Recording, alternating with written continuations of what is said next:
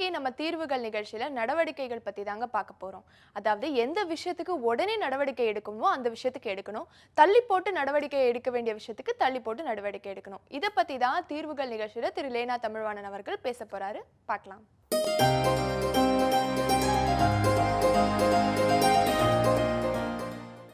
என் அருமை நேயர்களே, உங்கள் அனைவருக்கும் இனிய வணக்கங்கள்.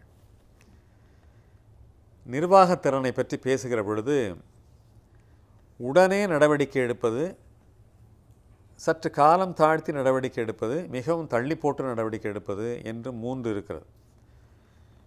சிறந்த நிர்வாகத்திறன் என்றால் உடனே நடவடிக்கை எடுப்பது தான் சிறந்த நிர்வாகத்திறன் என்று பல பேர் எண்ணிக்கொண்டிருக்கிறார்கள். அல்ல, அது காரியத்தின் அந்த செயலின் அந்த சூழலினுடைய தன்மையை பொறுத்தது என்று தான் நாம் முடிவுக்கு வர வேண்டுமே தவிர, இமீடியசி என்று சொல்லப்படுகிற அந்த உடனடி செயல்பாடுகளை எல்லா விஷயத்திலும் நாம் பொருட்படுத்தி விடக்கூடாது, செயல்படுத்தி விடக்கூடாது. சில விஷயங்களை தள்ளி போட்டு தான் கையாள வேண்டியிருக்கிறது, அதற்கான தேவை இருக்கிறது, அதற்கான சூழலை நான் சொல்லுகிறேன். பேருந்தில் ஒரு தாயும் குழந்தையும் பயணித்து கொண்டிருக்கிறார்கள். அந்த ரொம்ப குறும்பு குழந்தை அது. ஓரிடமாக உட்கார மாட்டேங்கிறது, அங்கே எங்கேயும் ஓடுகிறது. பேருந்தில் ஓடுவது நல்லதில்லை என்று தாய் இழுத்து பிடித்துக் கொள்கிறாள். கொஞ்சம் தாய்க்கு இப்படி தூக்கம் வருகிற போது உடனே அந்த குழந்தை தன்னுடைய செயல்பாடுகளை குறும்பை ஆரம்பித்து விடுகிறது. அது கூட பரவாயில்லை, வெளியிலே கையை நீட்டுகிறது.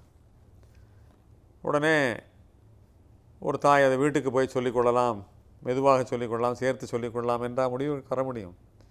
அந்த கணமே, அந்த நிமிடமே கையை எடுத்து உள்ளே விட்டு எடுத்து சொல்லி அந்த பிள்ளையை கண்டித்து, கையை வெளியிலே நீட்டக்கூடாது, கரம் சிரம் புறம் நீட்டக்கூடாது என்று மிக அழகாக நம்முடைய பேருந்துகளில் எழுதி வைக்கிறார்களே, அந்த விதியை உடனடியாக செயல்படுத்த வேண்டிய அவசியம் இருக்கிறது. இல்லை என்று சொன்னால் அந்த குழந்தையினுடைய கைக்கோ அந்த பேருந்திற்கோ ஒரு ஆபத்து விளைவிக்கக்கூடிய ஒரு சூழ்நிலையை நாமே உருவாக்கி விடுகிறோம், அந்த தாய் உருவாக்கி விடுகிறாள் என்று பொருள்.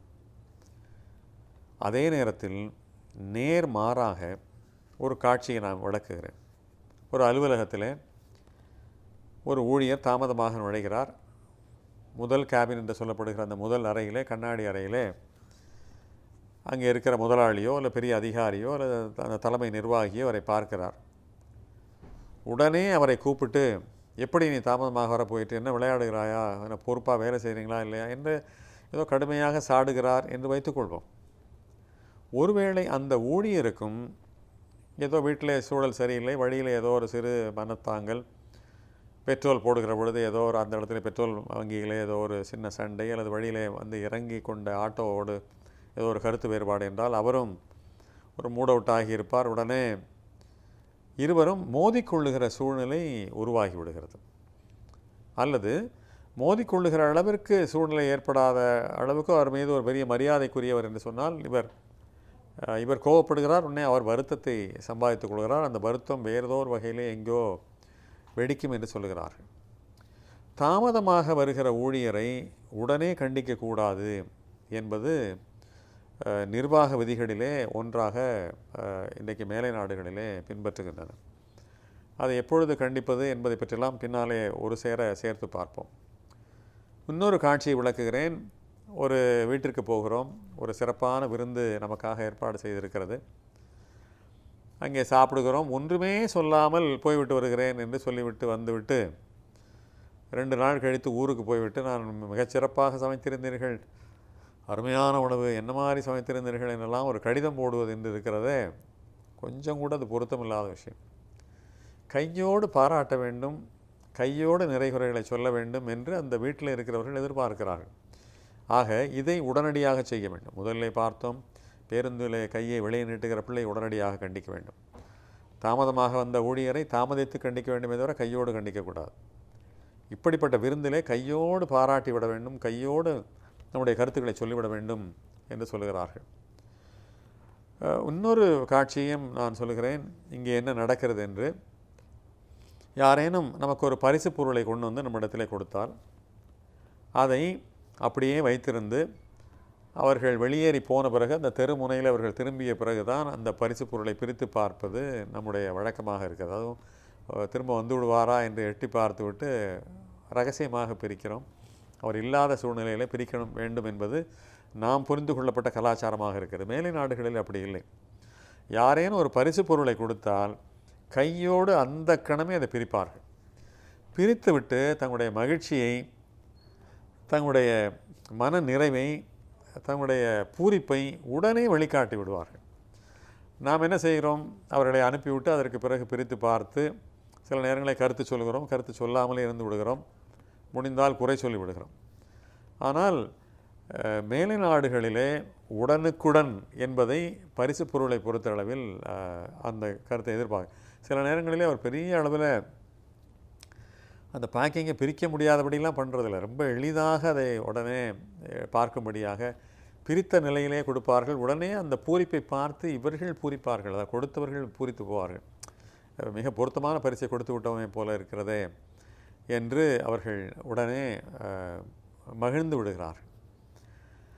பொது இடங்களிலே சில பிள்ளைகள் ரொம்பவும் வம்பு பண்ணி, ரொம்பவும் அழிச்சாட்டியம் பண்ணி, ரொம்பவும் குறும்பு பண்ணி, அந்த ஒரு உதாரணமாக ரயிலில் பயணம் செய்கிறோம் என்று சொன்னால் அந்த ரயிலே கலகலத்து விடும்படி குறும்பு செய்கிற பிள்ளைகள், கத்துகிற பிள்ளைகள், வம்பு செய்கிற பிள்ளைகள் உண்டு.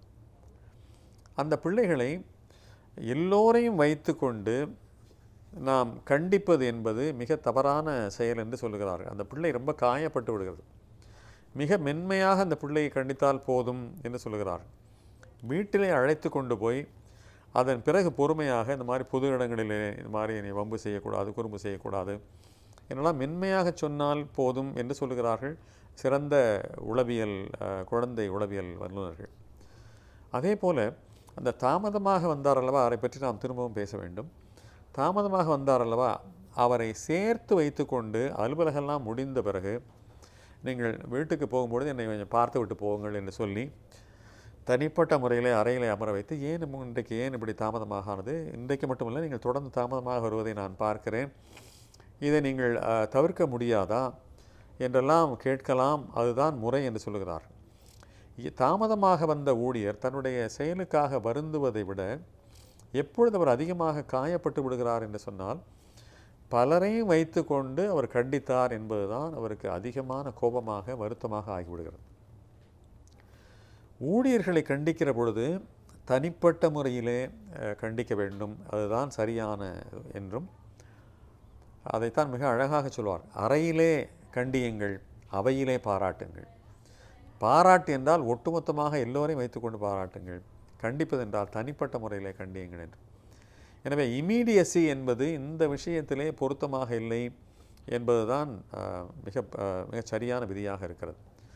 அது மட்டுமல்ல, கையோடு கண்டிப்பது, உடனடியாக கண்டிப்பது என்கிற ஒரு பாணி நடைபெறுகிற பொழுது மேலும் சில தவறுகள் என்ன நடந்து விடுகிறது என்று சொன்னால், கண்டிப்பவருக்கு கோபம் அதிகமாக வருகிறது. இப்படி செய்கிறாயே, இப்படி பண்ணுகிறாயே, இப்படி செய்யலாமா என்னெல்லாம் அவர் கண்டிக்கிற பொழுது வார்த்தைகளை கொட்டி விடுகிறார்கள். அது ரொம்ப காயப்பட்டு விடுகிறார். மறுதரப்பு நியாயங்களை நாம் உணர முடியாமல் போகிறது. இன்னொன்று, இன்றைக்கு நிச்சயமாக தன்னுடைய மேலதிகாரி, உயரதிகாரி கண்டிக்கப் போகிறார் என்று தெரிந்ததுமோ, அல்லது பெற்றோர்கள் பிள்ளைகளை கண்டிக்கிற பொழுது பிள்ளைகளுக்கு இன்றைக்கு நிச்சயமாக அப்பாவிடம் அம்மாவிடம் திட்டு வாங்க போகிறோம் என்று தெரிந்ததுமே உடனே அவர்கள் என்ன கேள்வி கேட்பார்கள், நாம் என்ன பதில் சொல்ல வேண்டும், அவர்கள் என்ன கோபித்துக் கொள்வார்கள், அதற்கு என்ன மாதிரியாக பதிலுக்கு நன்றாக நாம் கொடுக்க வேண்டும் என்ற முடிவுக்கு அவர்கள் வந்து அந்த உரையாடலுக்கு மனத்தளவிலே தயாராக இருக்கிறார்கள். அது நிகழ்கிற பொழுது விஷயம் சூடாகி விடுகிறது. ஆனால் உடனடியாக கண்டிக்காமல் அதற்கு பிறகு திடீரென்று அவரை வரவழைத்து கூப்பிட்டு இப்படி நீங்கள் செய்தது தவறு என்று கண்டிக்கிற பொழுது, யாருமே இல்லாத பொழுது கண்டிக்கிற பொழுது அது அவர்களுடைய மனதிலே தைக்கிறது, பதிகிறது. அது நல்ல விளைவுகளையும் நல்ல மாறுதல்களையும் ஏற்படுத்துகிறது. எனவே ஏதோ நேரத்தை மிச்சப்படுத்துகிறோம் அல்லது உடனடியாக செய்வது தான் வெற்றிகரமான நிர்வாகம் என்றெல்லாம் கணித்து கொண்டு கையோடு கண்டிப்பது, கையோடு தண்டிப்பது என்பது சரியாக வராது என்பதுதான் உளவியல் வல்லுநர்கள் சொல்லுகிற கருத்தாக இருக்கிறது. இன்னொன்று, நாம் கத்துகிற பொழுது அல்லது கோபித்து கொடுக்கிற பொழுது, உடனடியாக கண்டிக்கிற பொழுது எதிர்த்தரப்பு வாதங்களை கேட்டுக்கொள்கிற மனோபாவம் நமக்கு இல்லை. அது என்ன சொன்னாலும் விளக்கம் சொல்ல நேர்ந்தால் கூட அதை எதிர்த்து பேசுவதாக நாம் புரிந்து கொண்டு உடனே நாமும் பதிலுக்கு வாதங்களை வைத்து நிலைமைகளை மிகவும் சூடாக்கி விடுகிறோம். ஆனால் ஒரு செயலை கண்டிக்க வேண்டிய பொறுப்பிலே இருக்கிறவர் அமைதியாக இருக்கிற பொழுது அவரும் ஏன் இப்படி கேட்கவே மாட்டேங்கிறார், மன்னிச்சிட்டார் போல இருக்கே, மறந்துட்டார் போல இருக்கே என்று நினைத்து அவர் அமைதியாக சமாதானமாக ஆன பிறகு அதற்கு பிறகு அவரை வரவழைத்து நாமும் வலுவான காரணங்களை மனதில் வைத்துக்கொண்டு என்ன வாதம் அவர் செய்வார், அதற்கு என்ன பதில் சொல்லலாம் என்று மனத்தயாரிப்போடு அவரை அணுகிற பொழுது அவரை நாம் வாதத்திலே வென்றுவிட முடிகிறது. என்ன நோக்கத்திற்காக அவரை நாம் கண்டிக்கிறோமோ அதிலே நாம் வெற்றி பெற முடிகிறது. அவரை காயப்படுத்தாமல் அவருக்கு நாம் சொல்ல வேண்டிய விஷயங்களை சொல்ல முடிகிறது. என்ன பலனை எதிர்பார்த்தோமோ அதை நாம் கொண்டு வந்து முடிகிறது. எனவே உடனடியாக செய்வது, சேர்த்து வைத்து கொண்டு செய்வது, தாமதமாக செய்வது என்பதிலே நாம் தெளிவு பெற்றால்தான் நாம் ஒரு சிறந்த நிர்வாகியாக, ஒரு சிறந்த தாயாக, ஒரு சிறந்த தந்தையாக, திறந்த ஒரு குடும்பத் தலைவராக இருக்க முடியும். எதையும் கையோடு கண்டிப்பது, உடனடியாக கண்டிப்பது, அங்கேயே உடனே கொடுப்பது என்று வைத்து கொண்டால் அது திரும்பவும் நம்மையே தாக்கக்கூடிய பூமராங்காக ஆகிவிடும் என்பதுதான் நிர்வாகியல் வல்லுநர்கள் நமக்கு சொல்லித் தருகிற பாடம். போர்த்தந்திரம் போல எதிராளி பலவீனமாக இருக்கிற பொழுது, அடித்தால் சாய்ந்து விடுவான் என்கிற நிலைமையில் இருக்கிற பொழுதுதான் போர்த்தந்திரத்தை பயன்படுத்த வேண்டுமே தவிர போரை அறிவித்துவிட்டு தயாராவது என்பது அநேகமாக எதிராளியை நாமே பலப்படுத்துவதாக ஆகிவிடும். இது போர்த்தந்திரத்துக்கு மட்டுமல்ல, வாழ்க்கையிலே மனிதர்களை அணுகுவதற்கும் அவசியமாக இருக்கிறது. எனவே இந்த உத்தியை கையாண்டு பார்த்தால் நாம் நிறைய வெற்றிகளை பெறுவோம். வாழ்க்கையிலே உறவுகளும் பாதிக்கப்படாமல் இருக்கும். என்ன நோக்கத்திற்காக நாம் கண்டிக்க நேருகிறதோ அதற்கும் நல்ல பலன் இருக்கும். எனவே இந்த அணுகுமுறையை நாம் முயன்று பார்ப்போம். முயன்றுவிட்டு சரியாக வராவிட்டால் நிராகரித்து விடுங்கள். அது உங்களுடைய அனுபவத்தையும் உங்களுடைய விருப்பத்தையும் பொறுத்தது.